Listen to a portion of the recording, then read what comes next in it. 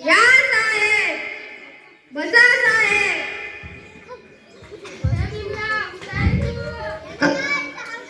कसं काय चालू आहे रामदास? ठीक आहे साहेब. हे बघ रामदास, देशाच्या प्रगतीचा विषय आहे. तू जर तुझी जमीन विकला, उद्या मोठ्या मोठ्या कंपन्या उभ्या राहतील, रोजगार निर्मिती तयार होईल, शेवटी देशाची प्रगतीच होणार का हो? आणि आम्हाला असं वाटतं का हो, देशाच्या प्रगतीमध्ये एक शेतकरी म्हणून तू तुझं योगदान दिलं पाहिजे.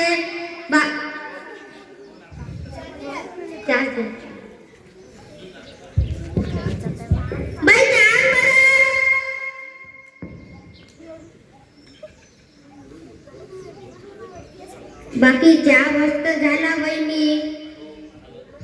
नाही.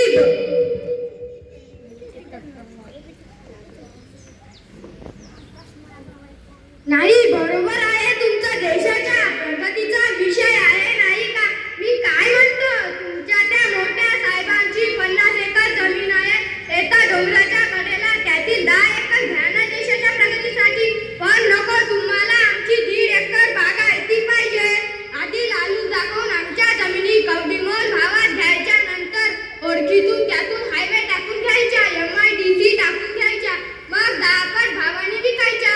आमच्याकडून एकरात घ्यायच्या आणि आम्हाला स्क्वेअरफीट भावाने विकायच्या. आणि म्हणे देशाच्या प्रगतीचा विषय आहे. देशाच्या प्रगतीचे नका सांगू साहेब. देश स्वातंत्र्य आल्यावरून शेतकऱ्यांनी प्रगतीला जास्त योगदान दिलं आहे.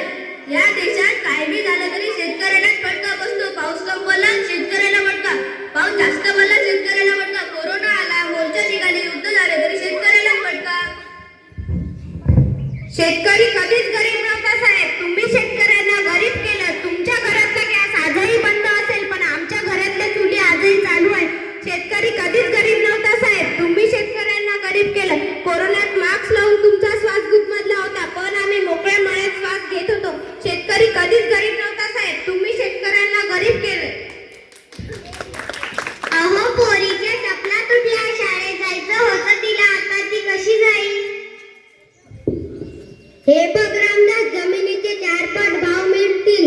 अरे आमचं देऊन टाक, की जमीन प्रगती होईल, तुझी पण व देशाची पण.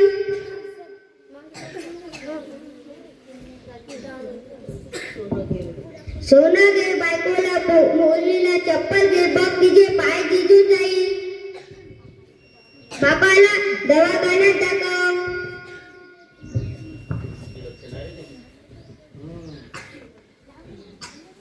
पप्पा, पाय जितले तरी चालेल, पण जमीन जितली नाही पाहिजे. हळूहळू पोचली तरी चालेल. प्रगती हळूहळू पोचली तरी चालेल, पण सरळ मार्गाने जा. चंदन लिहू मी माझी जमीन देणार नाही. आम्ही हाडाचे शेतकरी.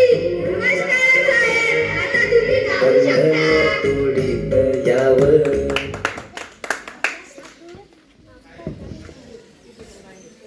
शेतकऱ्याला जगाचा पोशिंदा म्हटले जाते. शेतकऱ्याला जगाचा पोशिंदा म्हटले जाते.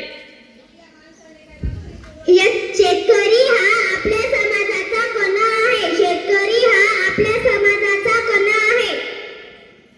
शेतकरी शेतात अपार मेहनत करतो. शेतकरी शेतात अपार मेहनत करतो. आपल्याला शेतकऱ्यामुळे अन्न मिळते. आपल्याला शेतकऱ्यामुळे अन्न मिळते. शेतकरी आपल्याला अन्न देतो. शेतकरी आपल्याला अन्न देतो.